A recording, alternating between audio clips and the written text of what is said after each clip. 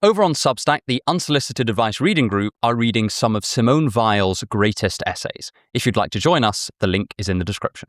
Right, Dr. Andrew Henry, aka Religion for Breakfast. Welcome to Solicited Advice. Thanks for having me. Oh, it's absolutely wonderful to have you. Thank you for coming on. There's been an awful lot of talk in the media and especially online about the possibility of a Gen Z religious revival. We've had this kind of narrative that religiosity has been declining generation on generation, but Gen Z is going to be the generation in the Western world to bring religion back, and particularly bring Christianity back. You've done a fair amount of research around this. How much does this narrative hold up, if at all? The short answer is the narrative doesn't hold up. A lot of this research is coming from the sociologist Ryan Burge, who writes over at Substack, Graphs on Religion. I highly recommend you check him out.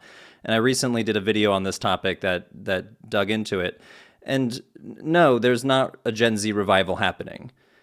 When you look at the data from the past 30 years, past 40 years, there's been a steady decline in Christianity in the United States. We'll talk mostly about the U.S. We can talk about the U.K. context too. It looks like a ski slope. It was, overwhelming affiliation, church attendance. When you measure prayer, Bible reading, it was 80% or higher in the U.S. in the mid-20th century, and it's now down to the low 60s in terms of affiliation, 63%. What has happened is leveling off. So you look at that ski slope down to the low 60s. It's been bouncing around the low 60% range for a few years now. So the most we can say is that there is a plateau in religious disaffiliation in the United States. Does a religious plateau mean a revival? No. Because when you look at how religious change happens, it mostly happens through generational change. With each subsequent generation, fewer and fewer people I guess we could say more and more people disaffiliate. So boomers, silent generation, high rates of affiliation, millennials, Gen Z, lower rates of affiliation, and that goes down with each generation. So in order to posit a revival, you would have to see massive increases back up to the levels of their parents. Gen Z would have to just reaffiliate in massive numbers. Millennials would have to reaffiliate in massive numbers in order to see that ski slope turn into a U-shaped graph. And when we look at a few years of plateau, if I was a betting man, I would not bet on that ski slope turning into a U-shape. Maybe it will stay at a plateau for the next decade, the next 20 years, who knows? But it seems unlikely. And when people often trot out sort of studies that say that things like church attendance are up, like that's the thing that at least in the UK we hear a lot about. More people are going to church every week, and this is supposed to be a kind of proxy signal for some kind of religious revival. How strong an indicator is this of increased religiosity, or is this sort of a bad proxy measure? Well, usually what's happening is, it's so much of it is media hype. So there's either poor studies that have been done. So there was this one group, it was like a Christian nonprofit in the UK, had some wild number of like men reaffiliating or reattending church, Gen Z men, from like 4% to 20% in just a few years. Yes, that's the kind of thing that I had in mind. Yeah, and I forget the exact group that did the study. This was very recent. It was like 2024. And I mean, that's bonkers. 4% to 20% is just this massive jump in a few years. But they use like online opt-in surveys. So just the methodology, I'm not a sociologist, but from what I've read, the methodology is not that great. The people that are already more likely to be attending church will decide to take this online survey. You're not really getting the fine-grained sort of sociological methods that are considered gold standard. The other thing that ends up happening is media spin, where you'll see something like Gen Z men more likely to attend church. But when you dig into the data, you're like, oh, Gen Z who are already attending church are more likely to attend church than millennials. And the difference is like attending church monthly 1.8 times versus 1.9 times. But you're just already measuring Gen Z men who already go to church. So it's not like you're looking at the general population of Gen Z men. So it's either bad data or spinning the data in such a way that make it sound like a revival. The Dr. Burge put it this way, where he compared it to 9/11. So the 9/11 terrorist attacks, there was a brief resurgence in church attendance, and it lasted like a year, maybe two, and then went back down to baseline. And there was a lot of talk about like the assassination of Charlie Kirk last year, that this was creating some sort of revival. But when you compare the two, 9/11 to an assassination, not to downplay an assassination, which is obviously horrible, but when you talk about like the direction of American history, 9/11 obviously has a larger impact. And even that wasn't enough to create a revival, just a short-lived spike in returning to church. So you would need just massive, like something you literally have never seen in American history would have to happen in order to have the sort of revival that would bring Gen Z levels back up to previous generations in terms of reaffiliation. And you say there's this kind of brief spike in church attendance after 9/11, and maybe the data will turn out there's a much more modest spike in the wake of things like Charlie Kirk's assassination. What kind of psychological factors tend to be driving this sort of like temporary kind of shadow religious resurgence that then fades away again in time? I mean, that's a really big question. I don't have an easy answer to it. There have been some studies that show that instability, war, trauma, societal trauma can lead to increased religious ritual, increased reaffiliation. Whether that lasts for years or decades or generations, I think is yet to be seen. So there's a scholar at Harvard, Joe Henrich, who did a famous study on that's simply titled "War Makes People More Religious" or something like that. And he looked at several countries that suffered like horrible civil wars in the last few decades. It was like Tajikistan, I think Sierra Leone. There was like 3 or 4 countries that he studied, and there were measurable increases in religious reaffiliation and religious practice. So attending church services, prayer, stuff like that. There were measurable increases in those arenas after the civil wars ended. Now, again, I'd be curious, at this point, that study is maybe 6 or 7 years old. So if we went back and studied these, surveyed these countries again, has it gone back to baseline? I'm not sure. But there is some suggestive data that war makes people more religious, instability makes people more religious. So that could be a factor for 9/11. But again, that's an educated guess based on those studies that I know of. And in order for this to culminate in a full-blown revival, say, this would need to be a kind of generational shift, you say. So we are not so much trying to look for these kind of little upticks. In order to demonstrate that there would be a full-blown revival, it would have to kind of persist along a generational gap. Am I kind of understanding that correctly? I mean, just put it in sheer numbers. It's something like 18 million American Gen Z people would have to reaffiliate. 18 million. Like it would just be, several New York cities would have to reaffiliate with Christianity in order to bring it back to baseline and bring it back to the previous generation's baseline. So it's just a massive amount of people. And I don't think it would be something that we would have to be debating. It would just be so obvious. So, and this is maybe a cynicism on my part, but I think it's wishful thinking. It might be some, among some corners of American Christianity, seeing the disaffiliation phenomenon over the last half century and wish casting that revival is happening. And there are some, momentous times in American history where there were, the Great Awakening and the Second Great Awakening. So it's part of American history. So I think there might be some nostalgia too. Maybe we're looking at a Third Great Awakening, and the data is not bearing it out. But what we can say is we're seeing that plateau. We are seeing a slowing, which I think is interesting in its own right. But at this point, the non-affiliated population, the so-called nuns, not Catholic nuns, but NONES, the people that check the nun box on what religion are you on a survey, it's around a third of the U.S. population. It's like 29%, 30%. That's sizable. That's like 1/3 of this entire country is religiously unaffiliated, and that has plateaued, which is interesting. So maybe that means we're looking at the U-shaped graph coming back, or maybe that's a new baseline for religious affiliation. Something that makes me think that it's either going to continue to grow or perhaps stay at the baseline is that non-religion has proven to be pretty sticky across generations. And the sociologists I've read have actually used this term sticky, the stickiness of non-religion, insofar as it transmits to the next generation pretty easily. Where if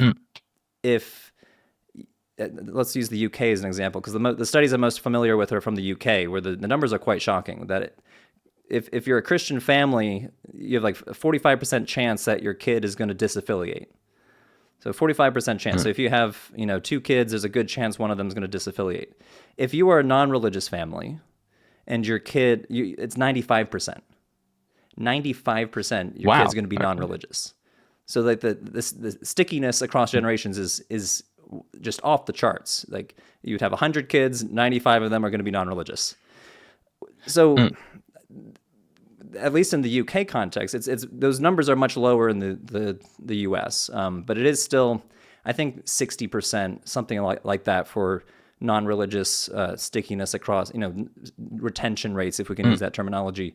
60% retention rate for a non-religious kid growing up in a non-religious family would remain non-religious into the next generation. That just points to continued growth of non-religion in the next few decades, because you have the baseline of a non-religious family. There's a good chance that the kid is also going to be non-religious, which means that there's a good chance that kid's kid is also going to be non-religious. So it transmits across generations more effectively or efficiently than religious identity. I do like when academia kind of pounces on a pun. I think the rise of the nuns has been like the best, the kind of stickiest phrase to come out of kind of studies of religion in recent years. And I'm surprised term too, because we haven't. It sounds like Catholic nuns. So when we're talking about religion, it's like, oh, nuns are growing, and they're like, oh, no, I don't mean nuns. So it's not best for a. I know, and I'm surprised that there hasn't been a further pun to do with sticky nuns. That seems like right for some kind of, when like papers have a humorous kind of 5-word catchphrase and then a colon and then what the paper's actually about. I feel like the stickiness of nuns, colon, something or other. The paper I'm thinking about is titled like The Stickiness of Non-Religion, and then the subtitle says really what it says, and it's a pretty recent study. It's like 2023, something like that. But yeah, and it's again focused on the UK context. But even in the US, the rates of the retention rates for non-religious families, staying non-religious generation to generation, is higher than Christian families. Even then, if we parse out different types of Christianities, so Catholicism, mainline Protestants are less sticky, evangelical families are more sticky. So evangelicalism has proven to be very robust generation to generation in the US, which is interesting. And we can get into that. There's a few sociological theories for why that might be, but I think when you look at the share of evangelicals in the US, that has grown. Whether that's, I don't know if that's size, the actual size of the population, but the share of Christians in the U.S. are now, the evangelical share has grown. That is really interesting. I would love to explore that more. What tends to make a particular religion or denomination of religion stickier than others across generations? Well, the general rule of thumb, this is coming from the economist Lawrence Iannacone, and he published this article, I think, decades ago at this point, but the general thesis is that strict churches succeed. Stricter churches, you can also, he uses that word church, it's pretty Christian-centric. You could just say strict religions tend to succeed more than less strict religions. So religions that put more costs to membership, so abstaining from sex, abstaining from certain foods, certain type of dress, holding to more difficult to hold to beliefs like young earth creationism. Religions with strict cost to membership filter out freeloaders. And the less freeloaders you have in your society, the more tightly bonded it is. So there's this phrase, costly signaling. They're costly signals to membership. And I think a very quintessential example would be the Amish. So I grew up in South Central Pennsylvania, right next to Amish County, so I'm at least would interact with Amish Wow. not infrequently. And it's very difficult to fake being a member of the Amish. When we talk about difficult to fake signals of membership, dressing in a certain way, not using electricity, making sure you're riding your horse and buggy instead of your car. There's a lot of costly signals to show that you are part of this this society. And lo and behold, the Amish have very high retention rates. They also have high fertility rates. So like the Amish population is growing very fast. It like doubled in the 90s and 2000s. Like it's growing very fast. Wow. Again, there's always going to be that slowing of the curve. Eventually, I don't think we're going to be like a Yes, it's going to double generation on generation until the entire world is Amish. yeah, exactly. I don't think we're looking at like a majority Amish world in the next 50 years, but it is growing very fast. And you see this in other high cost membership religious groups like Hasidic Judaism as well, in Israel and parts of the U.S. as well, where being part of the group means outward costly signals, ritual practice that is more costly, and that again bonds the group together, leads to higher retention rates. This is just one factor that's obviously going to be a multifactorial phenomenon, but this is one theory for why certain religious groups persist and others don't. And to bring it back to Christianity and evangelicalism, my hunch would be that mainline Protestantism tends to be more liberal in both its theology and its politics, but also in its costly signals, that you're more likely to be able to drink. Premarital sex might not be a socially ostracizing activity. So you can list a lot of things that are not where the so-called costly signals are not as costly, compared to like a conservative evangelical church where there are higher, harder to fake signs of your membership would result in higher retention rates. That's interesting. That sort of makes me reflect on the Church of England, which is obviously our national church, which is, very, very undemanding, and also sort of becomes less demanding over the years as they try and get people back in. And maybe they're on the wrong track and they should be much, much stricter if they want to retain their Anglican communion. Yeah. And this, I mean, we can see this phenomenon across religions, not just Christianity. I mentioned Judaism briefly, but there's also extreme examples of like painful rituals. So there's a anthropologist, Dimitri Zigalitas, who studied like almost like self-mortification rituals in Mauritius in the Indian Ocean, and people would like stab themselves in the cheek with nails and needles during a particular religious festivals. This is like Tamil Hindu festivals, I think, for a Hindu god Murugan or something. I think it's Murugan. And the people that are doing that, there's like this feedback loop between the audience and the person doing the painful ritual, where this is like a very costly signal showing their commitment to the group. And the people that are watching are like, wow, look at his commitment. So it kind of feeds back on their own sense of commitment to the group.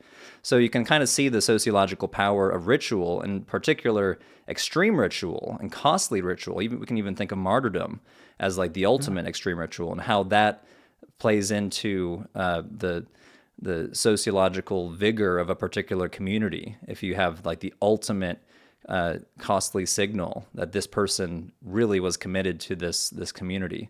There's also this term credibility enhancing display, display, or cred, CRED. Like, creds has shown to be a very important factor in people staying in a group, because if you see the whole practice which you preach, if you see somebody that is part of your community, especially if they're a religious authority, not practicing what they preach, not putting credibility enhancing displays into the sociological atmosphere, then you can see why somebody might disaffiliate. So there's all these theories about what causes people to disaffiliate, and credibility enhancing displays, these costly signals that people put into society, have proven to be a very, if not the most important factor. And that idea of a credibility enhancing signal, it doesn't just apply to religions. It also applies to other types of in-group membership. I mean, I'm just thinking here about one of my friends went to university in America, and they had they joined this fraternity, and they just like tortured one another for about a month. And this seemed to very perversely bring them very, very close together. And is this just an aspect of a secular version of in-group membership utilizing the same tools as a religious group? My hunch is yes. I haven't studied those, and I have not studied like a university fraternity to see, but we see similar social strategies in these so-called non-religious arenas. So whether it's initiation rituals or inauguration rituals to show which person is a leader in this particular community, these things span so-called religious and so-called secular spheres. So I think the general strategy, when thinking in the terms of ritual theory, what does a ritual do for a community? The general strategy of doing particular rituals to show your commitment to the group seems, religiously agnostic. It's something that would be an effective social technology, whether it's a frat house or a church. And just to bring it back very briefly to this idea of a Christian revival, we talked a little bit about the concept of media hype around this. And I do agree, you see headlines on this, at least in kind of my sphere of the internet, I suppose. You see headlines on this, kind of blog posts, articles about this coming out a lot. Do you have any idea of kind of what's behind that? You mentioned wishful thinking. Is this an example of anecdotes being sort of just blown out of proportion? Is this been a more kind of a focused kind of attempt to will this into existence? What seems to be the kind of underlying motivation behind this seeming kind of attempt to wish a Christian revival into being the case? This is just going to be pure speculation on my part. My hunch is it's just a purely social media phenomenon. That there's so many ways that things go viral on social media, and it's either outrage or sensationalism. And I can just, if I had to put a theory forward, my hunch is it's probably a small handful of Christian influencers who try to amplify a particular narrative, and that narrative gets picked up and shared. Because everything I've seen of this is anecdotal. It's not data. It's not sociological data. In fact, the sociologists like Ryan Burge are like, no, this is not happening. So you can imagine how an anecdote could go viral on TikTok or YouTube or whatever, and then that feeds into the narrative. Because like I said earlier, if we saw the rates of reaffiliation necessary to even bring Gen Z back to a baseline of previous generations, just a baseline. We're not talking about a doubling and bringing that curve into a U shape. It would just be unmistakable in society. Like every single church in the entire nation would just have this influx of people in order to get the sort of reaffiliation we would need to bring it back to baseline. So the fact that it seems to be spoken in like anecdotal stories and occasional headlines just makes me think it's a social media phenomenon, and maybe based on like one particular church in one particular town saw its membership double from 40 to 80, and then they're like, wow, this is a revival, and then that gets picked up, even though the next city over, all the churches are still sitting at 30 members. So again, that's pure speculation on my part, but the fact that it's not based in data, the fact that the people who know the data say it's not happening, and that it seems to only be happening, that the narrative only seems to be happening on social media, makes me think it's a social media phenomenon. And social media is such an avenue for anecdotes to go viral, and so I'm taken in with this at times. Until I looked into it a bit more, I just kind of assumed that a Christian revival was going on because loads of people were talking about it, and I just kind of thought, oh, they've probably checked, and I think it was largely, you have a sensational story of like an ex-atheist converting to Christianity. In the UK, we had Ayaan Hirsi Ali, who was a staunch atheist for many years, and then had a kind of road to Damascus moment and became a Christian again. I feel like it's very easy for those sorts of anecdotes to then go completely viral because that's such a compelling story. Like if I was a believer, I would be shouting that from the rooftops as well. That's like an amazing story. It's like it's like the kind of it's like having a deathbed conversion of Voltaire or something like that. If that were true, you'd be shouting it wherever you could. Yeah, and Ayaan Hirsi Ali is she's an interesting case study too, because she was one of those initial horsewomen. She was the horsewoman of the atheism apocalypse. But the other famous one were the horsemen of Richard Dawkins and Sam Harris and Christopher Hitchens and Daniel Dennett. But she was there publishing her book at the same time as they were publishing their books in the early 2000s. The whole new atheism thing was basically a publishing phenomenon, not a social media phenomenon, but a publishing phenomenon. And she was there with them. So that I can see how that would be such a major story. But then, Christopher Hitchens has now passed, but he remained atheist till the end, and Sam Harris is still out there being an atheist. So like, it's you have the one story that's masking over many people continuing to disaffiliate. Yeah, you also do. I remember this with that interview that Richard Dawkins gave a few years ago where he said he was a cultural Christian. And Richard Dawkins has always said that, by which he basically just means he grew up in a Christian country. And as a result is like steeped in a particular culture, which is like, a perfectly innocuous thing to say, right? I could say that, right? In the sense that obviously the UK has been like shaped by a Christian history. In that sense, almost everyone who was born in the UK and raised in the UK will be culturally Christian, but not much it's quite a minimal thing to say that then got kind of picked up and then blown out of proportion. Yeah. I am interested about atheism more generally though, because I find these sorts of, I don't know if it's the right term, but atheistic religiosity very interesting. Things like people who would say, I'm not religious, I don't believe in God, but I'm very spiritual. And, they might express a belief in something like a universal balance. I personally meet a fair amount of people who say things like, I don't believe in God, but I believe that the universe will provide, or I believe that whatever I put into the universe, I will get out back at some later term. These kind of like quasi-religious beliefs, I would say. I know that you've looked into this a fair amount. What have you found? So there are actually types of atheists. So atheism can be minimally defined as just a lack of belief in God or gods. But that's that's a minimal definition. And people are complicated, and people are never consistent. So if you were to ask somebody on a survey, hey, do you believe in God? And they say no, you can check the atheism box. But they could be radically different than, say, a Sam Harris type atheist who's the more stereotypical rationalistic and naturalistic empiricism type atheist. But the study of non-religion is growing pretty rapidly in my field of religious studies. Some of the top scholars in this field are actually at Queen's University Belfast, and there's a scholar, Jonathan Landman, who recently did a really big multi-year study of non-religion around the world, and he found, interestingly, with his colleagues, that around the world, the majority of atheists believe in at least one supernatural phenomenon. Wow. So that's pretty broad. That could be like belief in the afterlife, belief in karma or the soul or ghosts. Supernatural phenomenon is a very, very broad statement. So we shouldn't read too much into that. It's not like the majority of atheists also believe in spirits and the afterlife and God. At a minimum, they don't believe in God or gods, but they also might believe in the universe. The universe gives back if I put something out there. The whole law of attraction that's so popular for manifesting practitioners.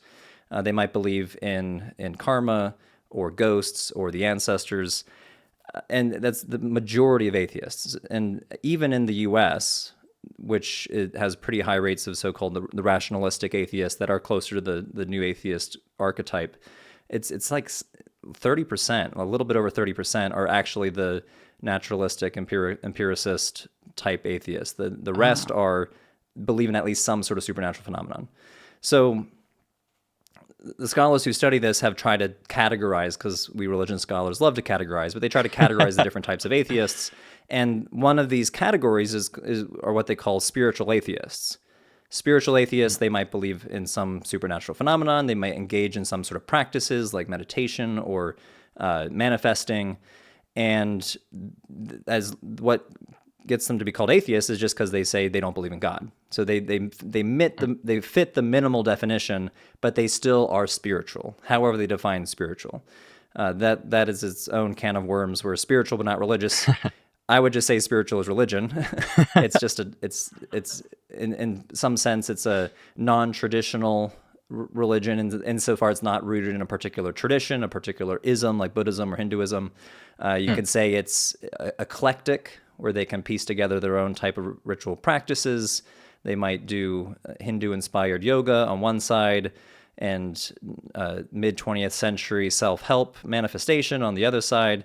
So that's it's eclectic and it's individualistic. It's not rooted in a particular community of practice, but it's still religion. It's still ritual. It still might involve spirits and belief in the supernatural phenomenon. So in my mind, spiritual but not religious is an interesting term that people use to describe themselves. And me, as the scholar, looks at it and redescribes it as a form of religion that is individualized, eclectic, non-communal, and sometimes implies a antagonistic stance toward those more communal, traditional-based religions, where, oh, I'm not religious. Well, what do you mean by religious? You mean maybe dogmatic, maybe you mean oppressive. Like, there's a lot of value judgment, I think, hidden behind the scenes of that phrase, spiritual but not religious. I know anecdotally, for what it's worth, whenever I meet someone like this, they do often express a skepticism, particularly for organized religion, or and often they will point to particular events that have disabused them of not necessarily the truth of a particular proposition of organized religion, how we might, we have a picture of in the kind of online agnostic stroke atheist sphere of, how somebody loses their faith as they sit down and they read this a book by Graham Oppy, and they become convinced of methodological naturalism. And as a result, they see that, no, there might not be a need to propose a supernatural objects or subjects to explain things, and as a result, they very calmly and reasonably conclude that they're going to now be an agnostic or a naturalist as opposed to religious. Yeah. That, as far as I can tell, is like just not how it happens, and in the vast majority of cases, there seems to be a much more complex story going on here. And I know you've talked about. We were talking earlier about creds.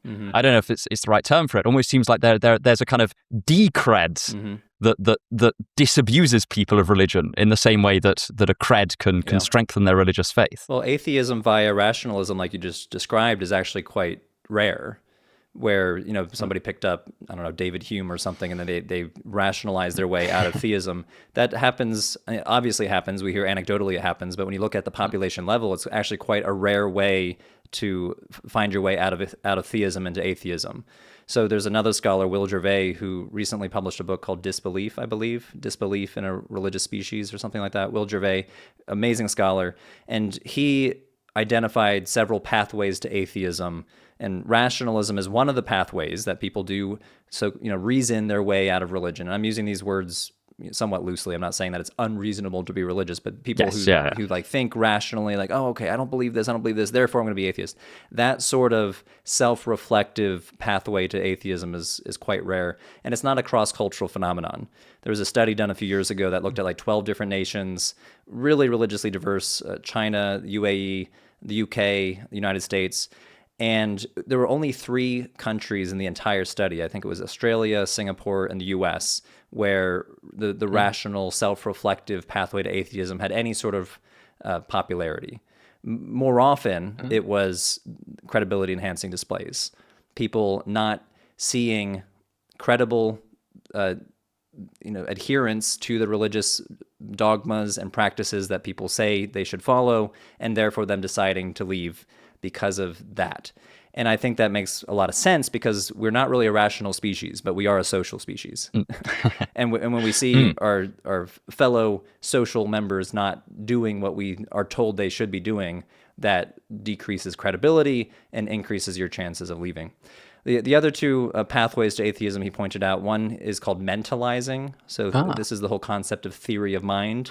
Our theory of mind is our ability to recognize intentions and mental states of others. So I can sit here trying to mentalize what you're thinking. Are you interested in this conversation? Are you getting bored? Should I talk about something else? So that's my theory of mind, trying to intuit your internal mental state. Babies and toddlers don't have this. They can't mentalize what other people are thinking. So they're surprised if somebody doesn't know what they know. But as you grow up, you start to develop your theory of mind. Will Gervais argued that people who have a harder time mentalizing have a harder time believing in gods, because you need to be able to mentalize the mental state of what Jesus wants of you. So there's this famous statement from the 90s, what would Jesus do? And that's a theory of mind statement. What would Jesus do? You have to sit there and mentalize, what would Jesus want me to do here? It's all a theory of mind activity. And he argued, and he did a study, I think, with Noren Zion. He published his book, Big Gods. He's pretty famous in that field. That had some early suggestive data that there seems to be a connection between lower rates of mentalization and higher rates of atheism. It was not replicated in further studies. So this is it's not fully accepted at this point in the field. It's possible, not really a strong pathway to atheism. The other pathway Will Gervais argued was what we were kind of getting at earlier about war, instability, something about if creature comforts means you have less concerns, and therefore you don't fall back on things that have been proven to actually help with higher rates of higher rates of let's say lower rates of depression, higher rates of mental health, which is like religious ritual and being part of a religious community, which is pretty interesting because a lot of people who view some of the more antagonistic people to religion will be like, oh, religion is oppressive and I have religious trauma, which again is very true for a lot of people. But when you look at the population level, being part of a religious community actually increases your psychological sense of well-being. And you can think about being accepted by other people, having a place in the world and having a place in the universe. You can see how that could feed into a sense of well-being. And so the argument is in societies where there are less existential risks. So the example always used are the Nordic countries like Norway, Iceland, where there's just very high rates of secularity, where you have very large social safety nets, that would play into lower rates of religiosity. Again, so Will Gervais uses the term apatheism, which I think is a very interesting term. Apatheism. You're less you have this apathy toward religion because it's not doing much for you. That really rings true again, just anecdotally in the UK, because there is oftentimes, if we're a relatively non-religious country. I don't know if we're quite as non-religious as the Scandinavian countries, but certainly we're pretty up there. And a lot of the time, if I'm really interested in philosophy of religion, right? So I quite often end up playing the theist in discussions down the pub with my not remotely interested in philosophy of religion friends, and quite often it won't be that they have a kind of particular religious trauma, or won't be that they have like extreme arguments against religion. It's just that it just doesn't occur to them. Like there's just no, they were raised in a non-religious household, which, as we pointed out, is quite a sticky belief system. And then also they just think, well, why would I? Like, what's the point? Like, what's it doing?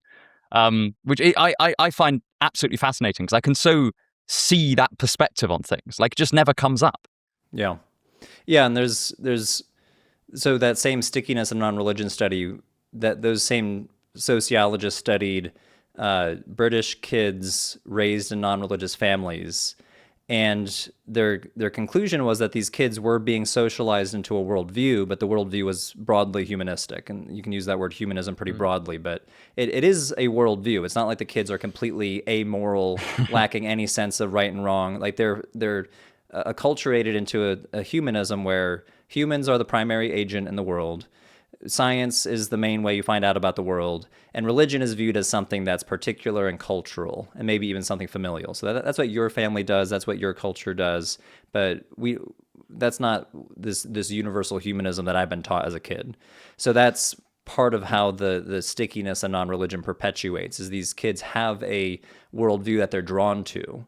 And they use the sociologists use these two terms, push factors and pull factors, away from religion. So push factors would be like you had religious trauma, you are very angry that you were raised with young earth creationism, then you were suddenly taught that evolution is a thing, you believe in LGBTQ equal rights, and you're angry that your religious community thinks that they don't, LGBTQ people shouldn't marry. So these are push factors. But then there's a pull factor towards something like humanism where you find it very attractive. And there's all sorts of pull factors we can get into. And when they study these families, there's not much animosity toward religion. It's fairly apathetic, or viewing it as something, again, particular. So I think it's a little bit of it's a stereotype, the whole angry atheist stereotype, that all these non-religious people are angry toward religion. It's actually usually apatheism of some sort. to bring it full circle, the whole argument that lower existential risks means more non-religion might be tied to credibility enhancing displays, where if you are not, if your society is not engaging in much religion, then that just feeds back into there's not a lot of credibility enhancing displays going into society that would make you more religious. So it's hard to say if this pathway is like a cause or if it's just tied to credibility enhancing displays. And this, it might also be tied to like religious pluralism. If you're in a pluralistic society where you have a lot of different contending creds from a lot of different religious communities, it kind of muddles the signal to noise ratio, where you will be in a society with a lot of different religions, and there's not like the driving sociological force of one particular religion that everybody shares, and that's a credibility enhancing display. It's more like, okay, that's particular for you, but not for me. And that, again, leads to higher rates of disaffiliation. Yeah, it's interesting that, of course, today, even if you are religious and even if you aren't devoutly religious, you still have to conceive of your religion as one option among many, in a way that seems like, at the very least, it wouldn't be the case 600 years ago. Let's place it pre-Reformation so that we avoid that particular controversy. And I think this ties into something that you've talked a lot about, which is that when we imagine what it's like to be, a religious medieval peasant or something, we often end up transplanting a lot of our kind of modern assumptions about religion that aren't even necessarily ones that we're aware of. They just bubble underneath the surface. We can't think of a way of conceiving of things like religion or magic or rituals in the same way that someone would as a kind of 13th century medieval peasant who's active in their church community. It would be really interesting just to outline some of the differences between our current way of just even conceiving of religion that stretches across both atheists and theists, and the way that someone would have conceived of their particular religion, say, medieval France or somewhere like that. Well, so much of what, at least in the US and most of Europe, so much of what we think of religion is shaped by Protestant Christianity. The whole enterprise of the academic study of religion that grew out of the 1800s and early 1900s was spearheaded by Protestant Christians. And the joke is that religion is anything that sufficiently looks like Protestant Christianity. If it has a sacred text, if it has belief in a supernatural being called God, it has religious authorities called pastors or theologians or priests, and if it looks sufficiently like Protestant Christianity, we're going to call it religion. And this grew out again in the 1800s and early 1900s, and you had these attempts to categorize types of religion into universal religions and what they called cultural or particular or ethnic religions. So Christianity and Buddhism were kind of viewed as these the pinnacle of universalizing religions, and they would make Buddhism look like Protestant Christianity with a founder and sacred texts called the Pali Canon and religious leaders called monks. And then they had more what they would call ethnic religions like Hinduism and Judaism. Again, so much of this is just wrapped up in European colonialism and imperialism, trying to parcel out the world into these different types of groups. And as the decades go on, you start to realize Protestant Christianity is not the essential religion. You have so many religions that are not as focused on belief, for example. A lot of people would think of religion as primarily a belief system, but a lot of religions, are not as focused on beliefs. It's more focused on practice. Correct practice, what you do. Some of it might be tied toward relationships with particular spirits or particular natural features, which is sometimes called animism, which itself has its own tortured history. But the more modern understanding of animism is a worldview that's more relational with nature and non-human persons, whether we think of those as animals or spirits or natural features. And so your initial question was about somebody in antiquity to today. The word religion, when you think about the history of the word religion, it has a history. And if you went back to medieval France and said, hey, are you religious? They would be like, well, no, because religious meant a Catholic monk.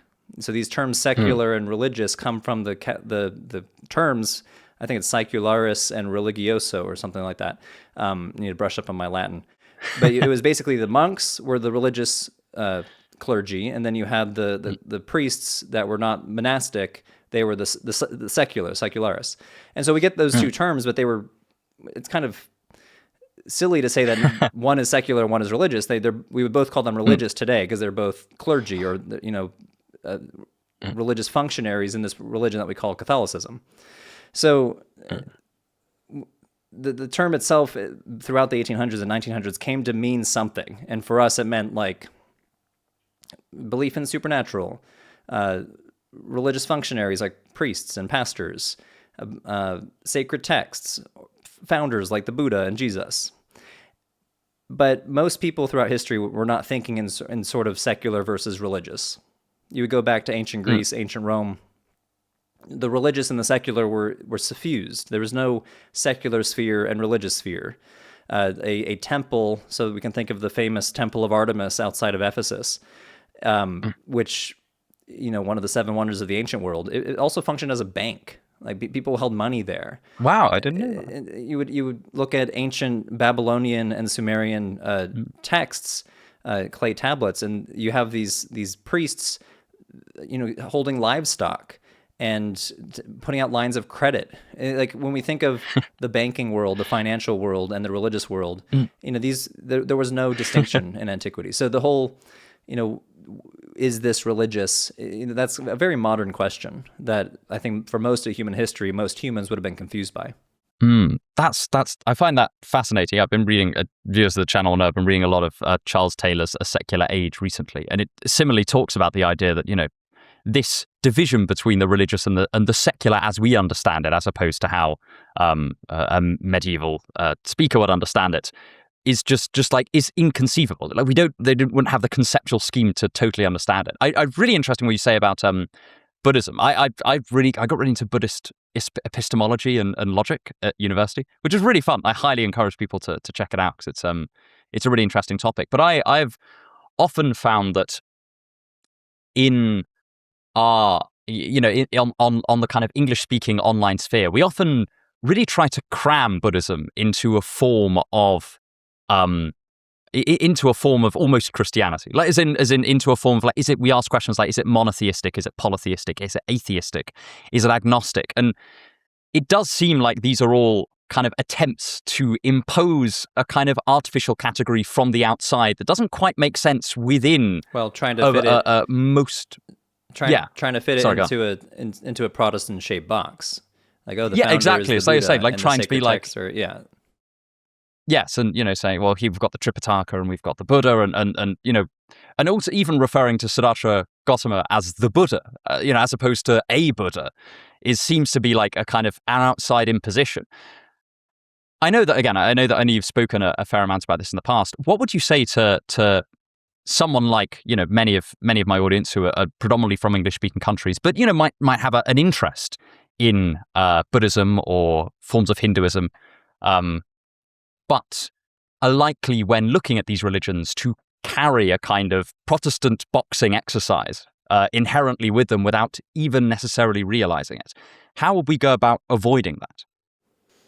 Yeah. The overwhelming focus on belief is one of the first things I would say. Like Protestant Christianity, and Christianity in general, but Protestants in particular, have this very strong focus on the cognitive assent to certain truth claims. Like, you need to believe that Jesus Christ is Savior to have salvation. And that overwhelming focus on what we could call a creedal statement, the Nicene Creed being, recited by literally hundreds of millions of Christians around the world every single week. It's a creedal religion, and that's interesting, and that should be filed away as an interesting thing. But when you go to Buddhism, there's not necessarily that overwhelming focus on belief. Of course, all religions involve some level of belief, but it's not the primary overarching focus. You can think of many forms of Buddhism where the focus would be on, merit-making practices to build up karma. I'm not a scholar of Buddhism, so I'm a little bit outside my wheelhouse here. So that would be one thing to focus on. The other thing to think about is we tend to essentialize religion. So trying to boil down what are the essential features of this particular tradition. And I mentioned a while ago that religion, the people are not consistent. People are very inconsistent, and nothing tends to fit into a very essentialized box. So when we think of something like Buddhism, we might focus on the Lotus Sutra or meditation, and things that we would consider quintessentially Buddhist might play a minor role in your average Buddhist's daily life. Meditation is the primary example where I think the overwhelming majority of Western Buddhists meditate. That is a major part of the practice, and I'm not going to knock that. That's great and interesting for them. But for most of Buddhist history, it was a monastic practice. It was an elite practice done by the smallest percentage of practicing Buddhists. So this is an interesting modern phenomenon. But for most of Buddhists, and I would say most Buddhists outside of the Western context, they're not meditating. So this thing that we think of as quintessentially Buddhist, that's not what they're doing. You can think of Taoism as another example. I have quite a few videos on Taoism where we think of the Tao Te Ching as this quintessentially Taoist thing. It's the Taoist text, and most Taoists aren't reading it. In fact, most Taoists don't call themselves Taoist.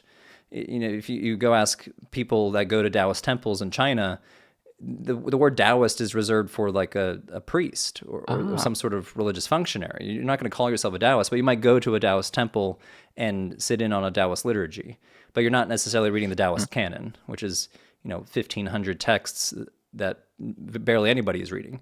So when we think in terms of Protestant-shaped religions, things don't look like Protestant Christianity. Protestant Christianity looks like Protestant Christianity, and even though we might call something the Taoist canon, the canon is functioning in Taoism very differently than how it functions as in the Christian canon. So the logics of different features of different religions are not always easily compared on a one-to-one basis. We can call both of these things canon, but the canon in Christianity is this very important overarching thing, and the Taoist canon is like this wibbly-wobbly, flexible thing that has evolved and been destroyed and recreated several times over the centuries, and that almost nobody reads. So these terms, I think, should be held somewhat loosely in our minds when we're trying to do cross-cultural comparative religion. No, that's brilliant. It's interesting the example of meditation, because I do sometimes think that the Western world's fascination with meditation, specifically in Buddhism, is a little bit like if suddenly millions of people across China or India all got really into psalm chanting, and nothing else about just like psalm chanting became huge, and there were Chinese influencers saying, yeah, you've got there's this thing, psalm chanting. This is it's going to change your life. I'd imagine it must look just as bizarre, sort of the other way around. Yeah, and specifically chanting psalms in Greek or Latin or something. Yeah, exactly. Liturgical just this incredibly language, esoteric practice, or just this that something practiced by a very, very small number of believers, largely sequestered in monasteries. Yeah, I think that's really, really interesting. I'm Especially not saying it's an illegitimate form of Buddhism. I'm just saying it's a type of Buddhism that emerged through the contingent historical processes over the course of probably the last 100 or 200 years. The history of modern Buddhism and its travel over to the Europe and the U.S. is very interesting. But at least in the U.S. context, meditation is one practice that really took off, and for most of Buddhist history, just was not primary to your average lay Buddhist. Yes, yeah, no, and I find that just kind of thing fascinating, the way that different aspects of religion get translated or fall away when transplanted into a totally different cultural context. I know also that the practice of communal ritual is much more prominent in, say, Nepal than it is amongst kind of practicing Buddhists in the West. Yeah, and you see battles over categories too, where people are like, oh, Buddhism's not a religion; it's a philosophy, and I think that's also interesting because it shows what people think religion counts as and what philosophy counts as. A lot of these more some of these European scholars back in the early 1900s were trying to parse between what they viewed as universal Buddhism and like ethnic Buddhism. Like, oh, that more particular ethnic Buddhism, that's what those people are doing at the temples and their merit making practices. That's not real, true, essential Buddhism. Essential Buddhism is what the Buddha taught, these particular texts, and they were trying to parse between what they viewed as like this unvarnished philosophy and what they viewed as these cultural admixtures that messed with the pure philosophy of the Buddha, which I think is this, again, a artificial bifurcation. You could try to do the same exercise with Christianity, where like, oh, the true Christian message are like the red letters of the Gospels when Jesus was speaking, and oh, that Christian rock that those evangelicals are doing, that's cultural admixture. And I don't know, it just sounds weird when you put it into that context. Like, oh, these are just forms of Christianity that are these complex systems that change over time and mix and match different cultural elements and go in unexpected ways. Yes, the sort of only unfamiliarity that makes it seem like we can draw this very, very sharp distinction. That again, we wouldn't. I'm going to say put up with this, which isn't quite the right word, but I'll say it anyway. Like, we wouldn't put up with this when examining our own culture. We recognize that an evangelical isn't a sort of.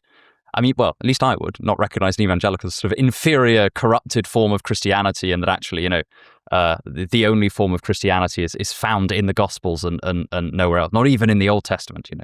I think that's technically a heresy now, or has been a heresy for hundreds of years. I mean, it's interesting you bring up the aspect of the label of whether something is religious or not. This kind of, because it's become almost fashionable, I suppose, to pick things out in the public domain and say this is quintessentially religious. I mean, the classic thing is that for a while there were loads of think pieces being like woke is religious, or Trumpism is religious, or I don't know, veganism is religious, or Swifties are religious. That's the most recent one, because there was the Eras tour, and so she was everywhere. She came to the city I lived in, and it was like impossible to walk anywhere that day.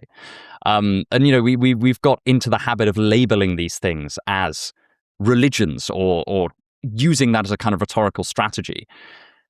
What's lost, I suppose, firstly, when we kind of pick up the religion label and start kind of stamping it on various different things? It feels like it's often an attempt to use quite negative connotations that someone might associate with religion and then kind of stamp it on something else. But also, it does seem like there are genuine similarities between the practices of say, fan culture or a political movement and what we might call traditional organized religion. How do we get the balance right between not going too far in the direction of saying, oh, these are exactly the same as religions and we don't need to say much more about it, and not recognizing that both religions and secular forms of collective effervescence, to use the Durkheim term, do share genuine similarities and crossover that is interesting. So first of all, we should recognize that so many of these comparisons are polemics. Wokeism is a religion, Trumpism is a religion. These are used as polemical, rhetorical devices. Ironically, sometimes, like I've seen this done by like Answers in Genesis, the young Earth creationist organization in the U.S., where they'll be like, evolutionism is a religion, and I'm like, well, you're a religious organization, so are you using religion here as an insult? So first and foremost, it's a polemic. But you're right that I think people are seeing something that is real, but we need to parse that out more carefully, because religion, I would say, is a collection of human behaviors that are not uniquely religious.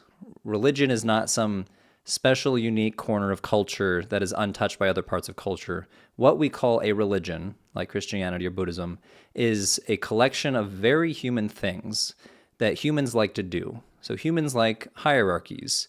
They seem to organize their institutions into hierarchical structures. We could call those presidents and prime ministers and congress people, or we can call them priests and monks and deacons. Okay, so hierarchies, that's the thing. Humans also like to gather together in groups and sing and chant and dance. And we can sometimes call that a rave or a concert, or we can call that an evangelical church service on a Sunday morning with a praise band. Humans like, so to go back to an example like mentalizing, they like to attribute personhood and agency to things that we might call non-human. So we could attribute personhood and agency to a mountain or a spirit or a entity that we call God or Jesus.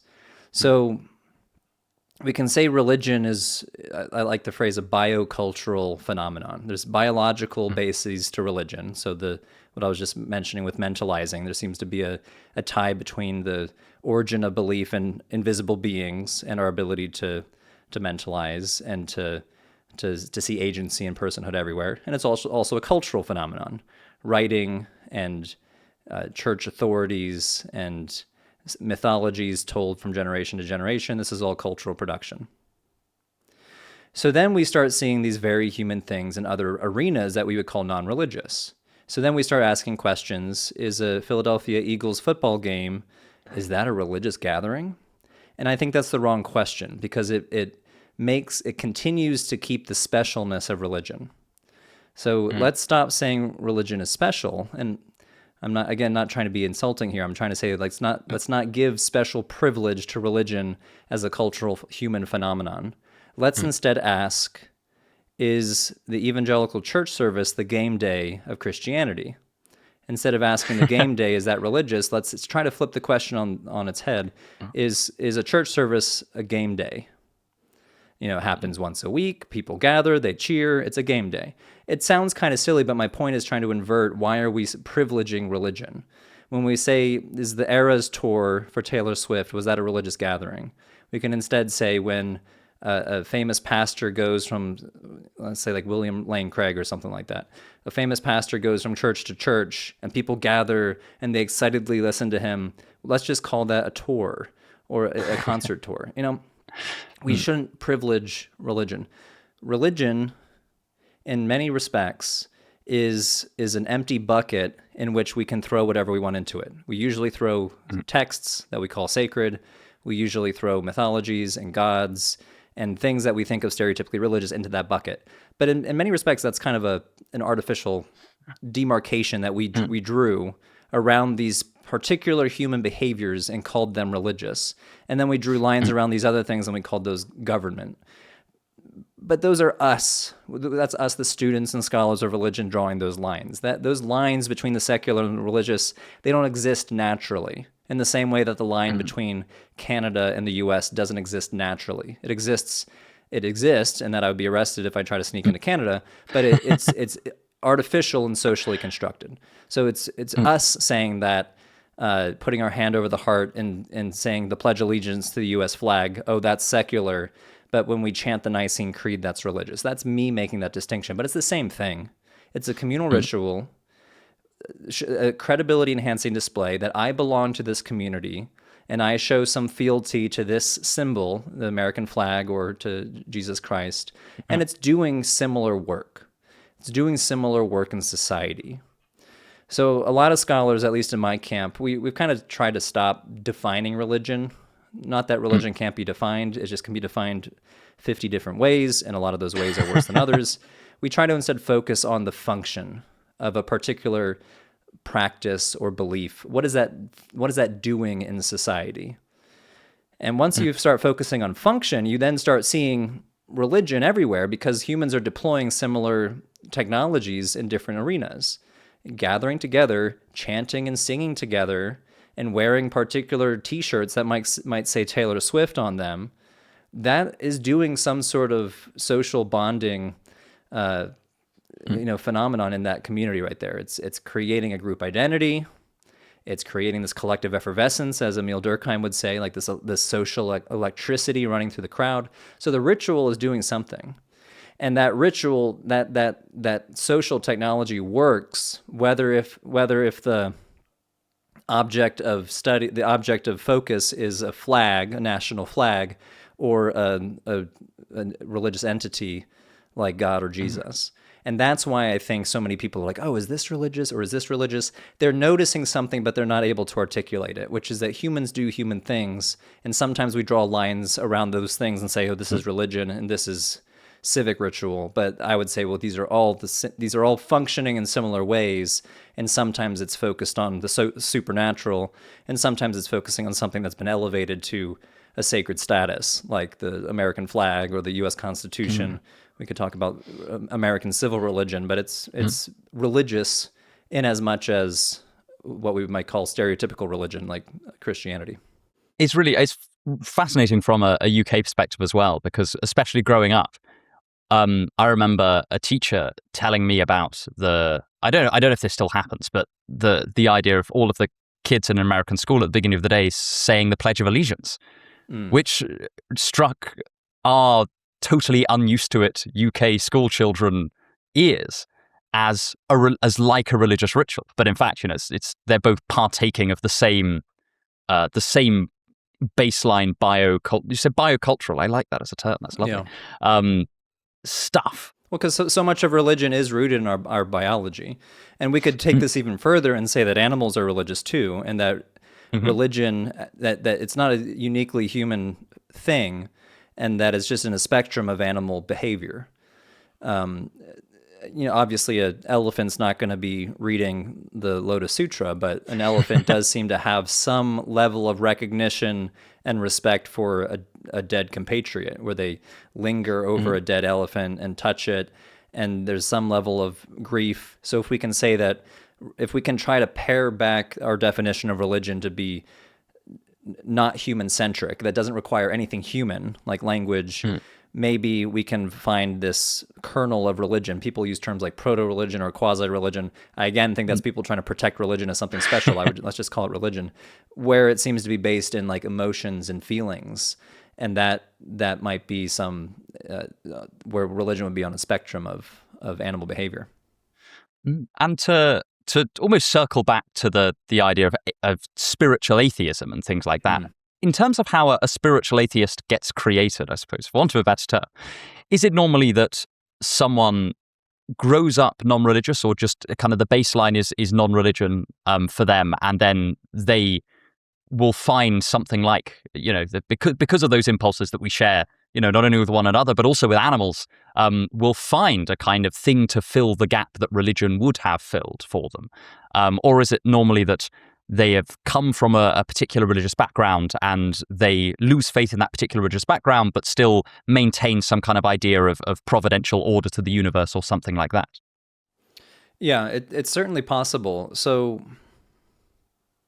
the studies on childhood psychology show that kids need culture to become religious in the ways that we're thinking here, where they believe in a particular God. How do they interact with that God? All of that comes from culture.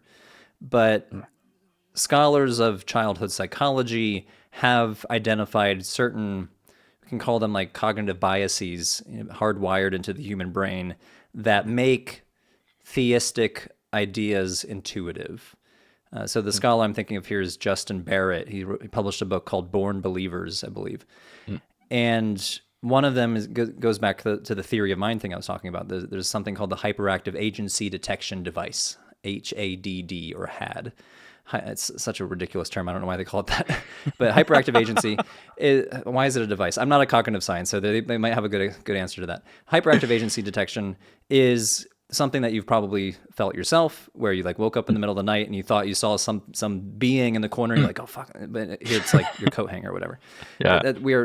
The argument is that over eons of human evolution, we have evolved this hyperactive agency detection because it is better safe than sorry. It's better to be, oh man, that must be a bear, but it's just a boulder, than to be like, oh, that's just a boulder, and it's a bear and it jumps on you and eats you. Like, it's better safe than sorry. And that this better safe than sorry cognitive bias has led to us seeing agency and intentionality everywhere. So you hear a noise behind you, you're like, oh, some sort of agent must have made that noise, even though it's just the wind. So this is one of those why I call it biocultural. It might be one of the biological bases that predisposes people to theism. But that alone isn't going to lead somebody to become a Christian or a Hindu or whatever. That is where culture comes in. And to go back to theory of mind, another study found that kids and adults have different ideas of God until the kid's theory of mind starts to develop, and they're able to intuit what their parents want them to believe about God, and then the kids and the parents start to link up more on what they think God Wow. is. So What did the kids begin thinking that God is? well, so this was again the U.S. context. So I'm not sure if this is a cross-cultural phenomenon, but at least in the U.S. context where they studied this, and they were studying mostly monotheistic religions. So I think it was Christian families, Muslim families, and Jewish families. Young kids were more likely to anthropomorphize God, to believe God had a body, God had hands. And again, there are many religions out there. I believe Mormonism believes in a more corporeal God. So in this case, though, they were like, parents generally were not anthropomorphizing God. But as the kids got older, they started to they anthropomorphized less, and they linked up more with their parents' non-anthropomorphic view of God. And they made the theory that it was based on theory of mind, because we would expect if the kids were just mimicking, just learning to imitate the parents, it would link up closer even at a young age. But the fact that it was so different at a young age shows that they were not yet intuiting what the parents believe. So our ideas of God seem to be tied to biological cognitive processes, but we need culture to be acculturated into a particular tradition. So this brings us back to non-religion, where non-religious unaffiliation continues to be passed forward generation to generation because there's no credibility enhancing displays, there's no acculturation, but we still see high rates of belief in the supernatural. We see high rates of ritual, whether we can call it manifestation or meditation. And I think that goes back to stuff we've been talking about here, where these practices and these beliefs have functions outside of particular religious communities and religious traditions, where you can imagine what a ritual like manifestation does for someone psychologically.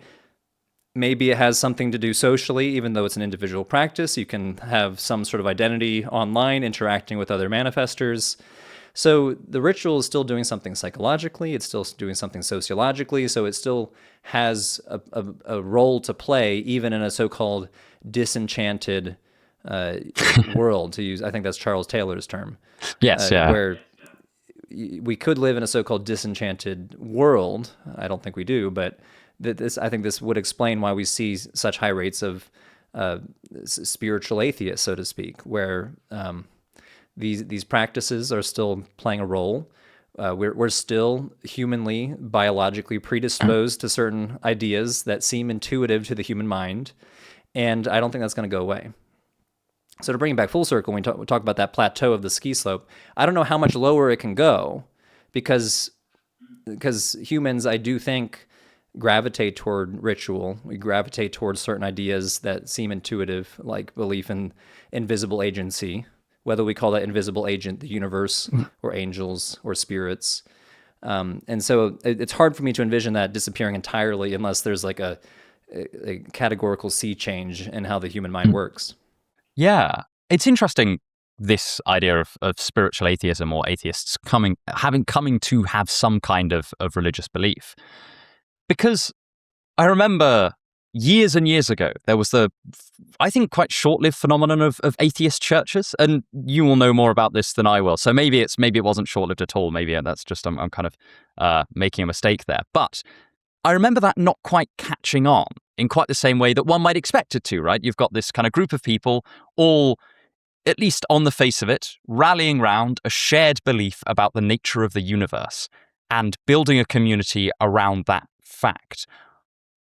It could be that I'm totally wrong and atheist churches are a much bigger thing than I think they are. But at the very least, it seems like that didn't take off.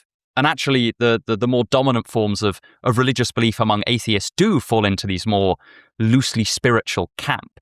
Is it that these spiritual beliefs have something to them in terms of cognitive content that the atheist churches didn't? Because, thinking about our discussion where we think about, among the things that bring people to religion are things like gathering in a single space and having rituals. And it seems like the atheist churches had all of that kind of going for them. but it didn't seem to quite succeed. At least if I'm right about that. Whereas these other forms of belief seem to have caught on in a much more major way.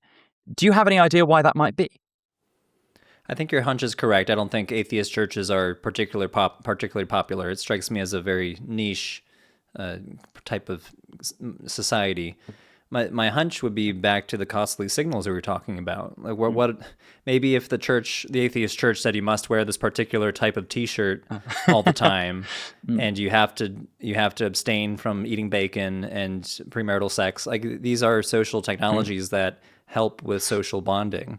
So lacking basically any and all, I'm assuming that these are liberal-leaning, pluralistic groups that have no costly signals. Come as you are and hang out and sing a few songs and have some meal. So there might be some social benefit to the weekly interaction, and there's probably some nostalgia from ex-Christians who want that sort of Sunday morning gathering. But without the costly signals, I can imagine there's less of those invisible social binding agents that keep a community together. That's just a hunch. But I think you do see interesting examples maybe in contemporary paganism, where you have a lot of contemporary pagans like Wiccans, Druids, who you have a mix of both individual practitioners, and then you have like coven-based Wiccans who do have gatherings. And I'd be curious to see where, like, do we see some sort of vitality in the coven-based groups where there are some level of, especially ones that are more initiatory, like you're initiated into a group, there are rituals binding you together. That would be an interesting case study as well. Again, outside my wheelhouse, but my hunch is you need these social technologies that humans have developed to have a group succeed. And as Iannacone said decades ago, it's the strict churches that seem to succeed, at least on a larger time scale. But again, we're seeing that ski slope. So like costly signals and credibility enhancing displays might lend some durability to a group generation after generation, but we still see attrition. But there's another study that just came to mind by I think his name is Richard Sosis. He studied agricultural communes in Israel called kibbutz, comparing secular kibbutz with religious ones, and the religious ones lasted longer. The secular ones dissolved faster over the years, and it's something about the religious rituals as a binding agent to keep these groups more durable over generations. And do we see any kind of costly signaling within these sort of atheist spiritualist movements, sort of, or does it not need it as much because it's much more of an individual thing? I don't know these groups well enough. I visited one for a project, one of the videos I published a few years ago called Houston Oasis. I don't even know if it's around still. And it appeared to be kind of similar to an evangelical gathering. There were songs and there was like a sermon, to use that word loosely. But it struck me as, again, very pluralistic. Join if you want, join if you don't. Like there's little expectation where you're showing your commitment to the group. I think Iannacone uses this term "hard to fake" and with hyphens, hard to fake practices. And when you think of hard to fake practices, it's usually clothing, it's behavior, it's food, and there's nothing of the sort. I can't even imagine an atheist church where it's like you can't eat this particular food, or you have to stay away from caffeine, or you have to stay from alcohol, or you can't eat shellfish. Like there's a lot of food practices around religions around the world. Judaism comes to mind, Mormonism comes to mind, and like it's a hard to fake practice, because if you're caught out in the world, drinking your alcohol when you're not supposed to, like it's a credibility decreasing display. And I think the very, very messaging of these atheist churches is the opposite of that. I mean, it's funny you talk about food rituals. I've always wanted to ask a scholar of religion this, because I've found it fascinating, but I've never really looked into it. Why pigs? Like, what is it about pigs that so many religions that emerge from a particular section of the world have structured kind of their food-based sacrifices, not sacrifices in the sense of sacrificing animals, food-based costly displays around. Is that a contingent historical thing? Is it something to do with the pigs that were around at the time? Is it that they've all inherited it from a kind of original anti-pig food ritual? Man, so I published a video on why pigs. I have to dig deep back into my memory, but there's an archaeologist, I think his name is Max Price, who published a book on pigs in the ancient Levant, explaining where the pig taboo, the pork taboo came from in ancient Israelite society. It does predate the ancient Israelites, and it seems to have formed sometime in the Bronze Age. Because if you look back at the copper, the Chalcolithic age, way back then, that people were still eating pigs. Sometime in the late Bronze Age, not late Bronze Age, throughout the Bronze Age, it seems to have decreased. And by the time you get to the ancient Israelite kingdoms, it's becoming more of a taboo. But even then, it's not completely universal. Like, there was a fully articulated pig skeleton discovered in Iron Age levels of Jerusalem just a few years ago. So there were people owning pigs in downtown Jerusalem around the fall of Jerusalem in the 500s BCE. So it really crystallized in like the Hellenistic era, where you have this clash of Greek culture with Jewish culture. You had the Maccabean revolt, really crystallized as like a culture war issue in the Hellenistic era. It seemed to be, a taboo of some sort in the Iron Age, but not quite as taboo. The long answer is it's multifactorial. It seems to be tied up to economics. Pigs are very much an urban animal that is living in filth, eating your garbage all the time. It's also tied to economics, where pigs don't have a lot of byproducts that tie well to wealth. So cows have milk, sheep have wool. So we have a lot of evidence of temple institutions in ancient Babylon and ancient Mesopotamia having large amounts of sheep and cows as ways of to generate wealth and for generational wealth, but pigs not so much. You can get meat, not so much milk, not so much wool. So there's the textile industry not there, milk industry, cheese industry not there. So it's tied to economics, just less popular. And the whole theory that it had something to do with like parasites, like is just completely not the case. Like, ancient societies around the world ate pigs as an important part of their caloric intake. So why did the Greeks and the ancient Chinese who ate pigs, why did those civilizations go on to be great civilizations, even though they were eating pigs? So it really had nothing to do with parasites, possibly economics, possibly intercultural, as a way to distinguish yourself from a neighboring culture. So the Philistines ate pigs, Israelites didn't. Israelites and Philistines were rivals, so there might have been some way to distinguish between the two. Short answer is it's a long answer. Multifactorial, not parasites, though. I'm really interested in this thing that seems to happen, which you've kind of talked about across a number of videos, whereby two religions or just cultures come into contact, and this... Because intuitively, right, from a naive perspective, you expect two cultures come into contact, and as a result, they meld, right? There's more cross-cultural exchange. You expect to exchange ideas, and obviously that does happen. But some of the most interesting things I think you've talked about has been where two cultures meet, and it immediately intensifies both of their particular cultural rituals, the things that set them apart from one another.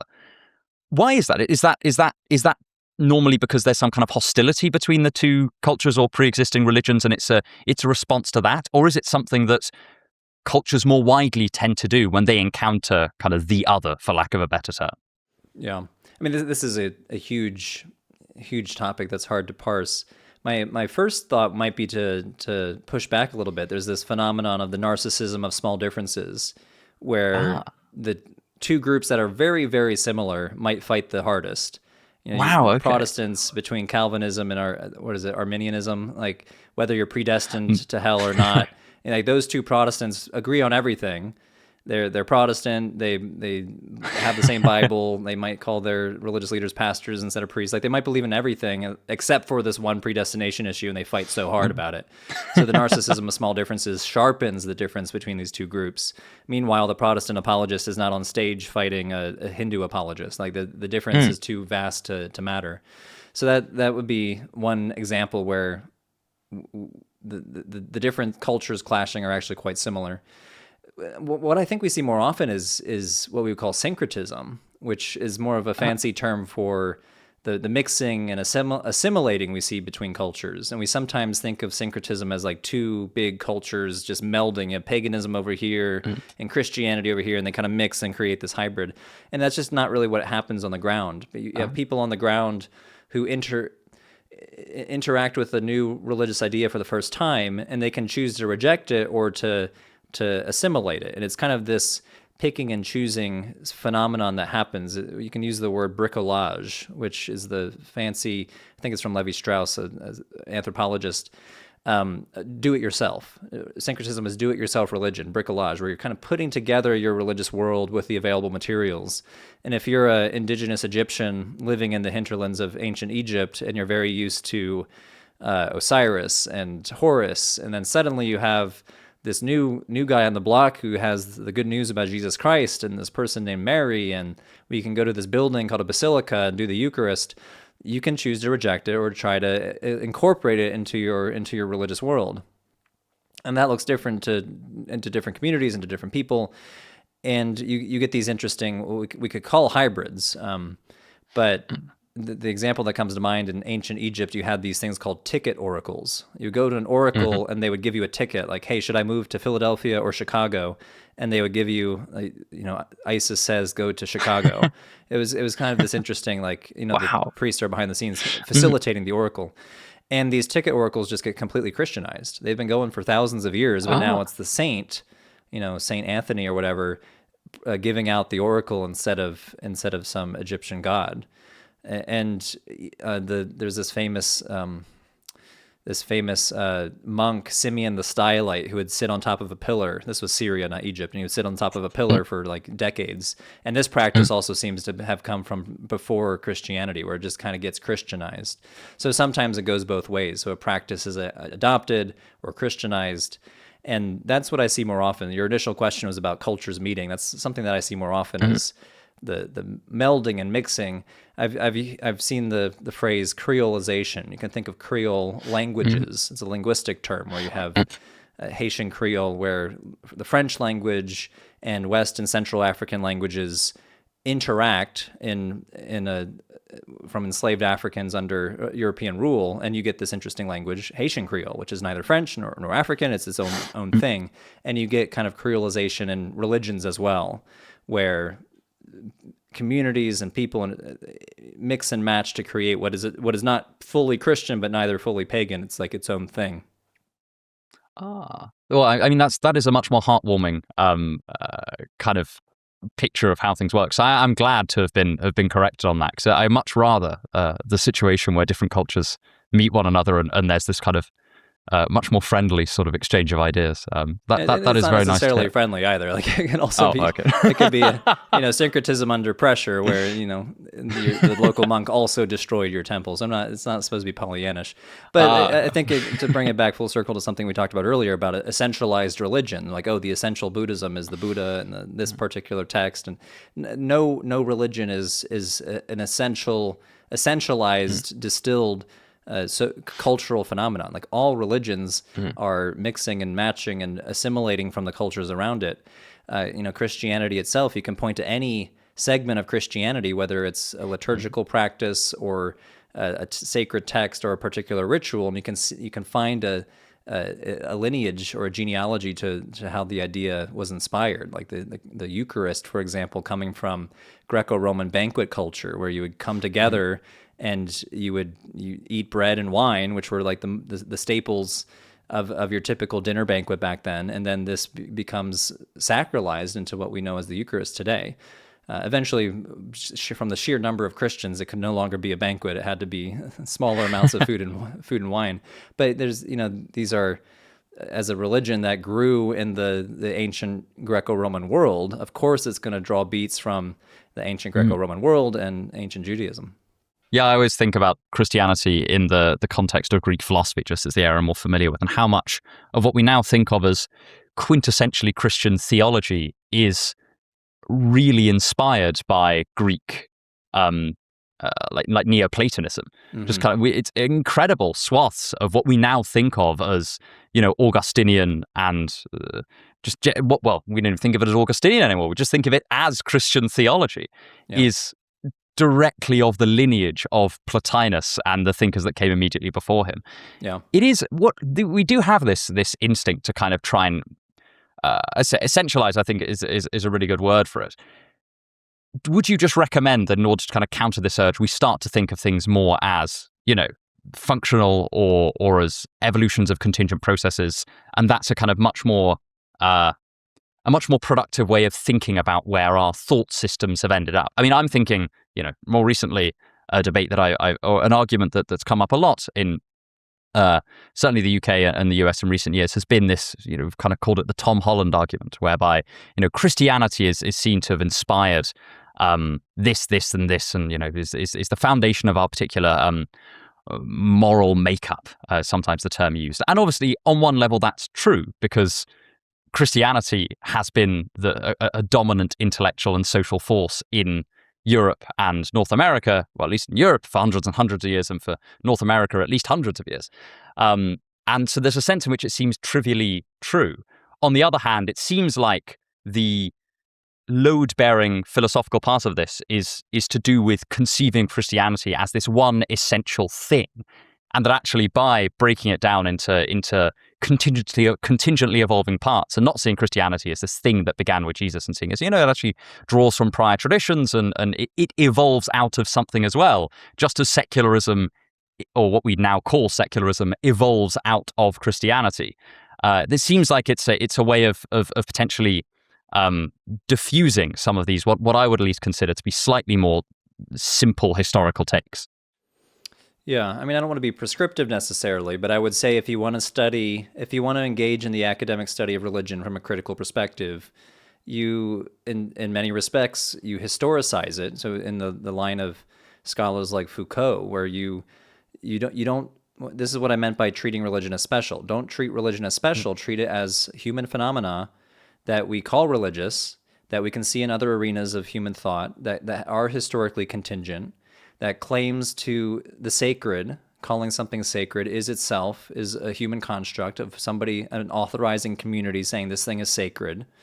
And so this is the critical study of religion, where it doesn't mean that you have to be an atheist to study religion, but I am studying it naturalistically. I'm not engaging in speculation about the existence or non-existence of the supernatural when I say, I don't know what example we want to use, but like the day of Pentecost, where the Holy Spirit comes down and all the apostles start speaking in tongues. I'm going to treat that as a historical text that was created by humans, influenced from a particular historical and social context, and not treat it necessarily as a sacred text in the sense of that it's divine. So this is the critical naturalistic study of religion, where we describe what we see, but we also redescribe what we see. And by that I mean we look at the Nicene Creed and then redescribe it as a communal ritual that is a credibility-enhancing display where Christian communities gather and together chant their cognitive assent to particular truth claims, and in so doing increases their social bonding between members. That's a sociological redescription of what many Christians consider to be this, distillation of truth, of Christian orthodoxy. So again, that doesn't mean the critical study of religion is an atheistic endeavor. I'm friends with many scholars of religion. It's people who I hang out with, and they're all different types of theistic and religious and non-religious perspectives. It's just a particular method for approaching this data, and the first and foremost is treating that data as human. That this is at some point produced by a human we can set aside the question of whether it came from God or a God before then, but like at some point the Apostle Paul put pen to paper, and he is operating under Stoicism or Platonism. We can identify his inspiration. And one of the more eye-opening moments for me was reading the Dead Sea Scrolls for this first time. And you're like, so much of this sounds Christian. And you can then suddenly see where Christian apocalypticism came from, where you have Jews that were saying, oh, the Messiah is going to come from the line of David and fight against Gog and Magog. And like that's in the Dead Sea Scrolls. And then you go read the book of Revelation and you have Gog and Magog fighting against the Messiah from the line of David, where these ideas are historically and socially situated. And what I encourage people to do is to ask critical questions that sometimes seem to be impolite, but it's just trying to get at the human side of these questions. Like, who wrote this? For whom? With what agenda? Who wins if this work persuades the audience? Who loses? So pick up the Apostle Paul. Who wrote it? For whom? What's he trying to persuade of them? And you start seeing the human side of these texts. I'm focusing on biblical texts right now just because that's my own subfield. But you can ask that of anything. There's the historical critical study of the Quran, which itself is a growing field of study, which itself is controversial. But this is what the critical scholar of religion does, which is approach these practices and texts and mythologies and communities as data, and that sometimes feels uncomfortable. And in the same way that when anybody tries to study you and explain why you're doing what you're doing, it can feel uncomfortable. But this is I encourage people to treat the academic study of religion as we would any other field, whether it's history or archaeology or anthropology or neuroscience. And this is what makes religious studies so great, is because it uses all the methodology from all these disciplines, and we just happen to apply it to this thing that we call religion.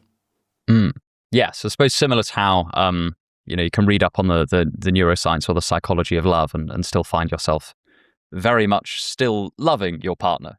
Yeah, I think that's a really good example. Like you can explain psychologically, and you can explain the hormones, like why somebody fell in love and married their spouse. And you can just analyze it, and it was because of these hormones, and you happen to be acculturated into this particular society at this particular time, and you can completely, suck the magic out of it. But that doesn't necessarily make it any less meaningful to that person that they're married to that particular person and they love them and they would give their life for them. Like that's kind of the same with religion, where it's like, I'm not necessarily questioning or delegitimizing your deep, powerful connection to this community or to this tradition, but I'm just going to explain it in the same way I'll explain like hormones and primate monogamy when explaining human marriages. Amazing. And just to wrap this up, this has been absolutely wonderful chatting with you. I always ask people this at the end of every interview. What's the most interesting idea you've come across in the past year or so, and why? The most interesting thing recently is a book by the historian Francis Young, who wrote a book recently called The Silence of the Gods, the untold story of Europe's last pagans. And I study Christianization, but I'm always focused on like the late Roman Empire. So I'm studying Egypt, I'm studying Syria, I'm studying Asia Minor, like the corners of the Mediterranean world that were Christianized very early and relatively rapidly.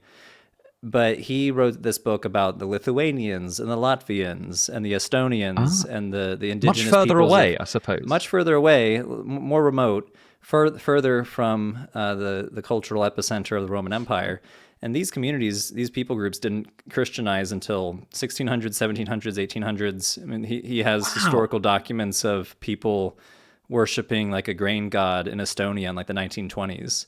So like absolutely fascinating corner of Christianization, where Christianization stalled or slowed down significantly in some of these further reaches of the continent, where we think of Europe as a mostly Christianized continent by the Middle Ages. It was not fully Christian, if we can even use that word, fully Christian. And what does that even mean? But you had these communities that were not particularly Christian, as we would define that, as well into the modern period. Wow, that's absolutely fascinating. And finally, where can people find you? I'm sure that many people already know, but just in case. Sure, you can find me at Religion for Breakfast on YouTube. I'm also on TikTok. Instagram is Andrew Mark Henry. And yeah, come for religious literacy and the critical academic study of religion. Amazing. This has been absolutely wonderful. Thank you so much for coming on. Thanks for having me.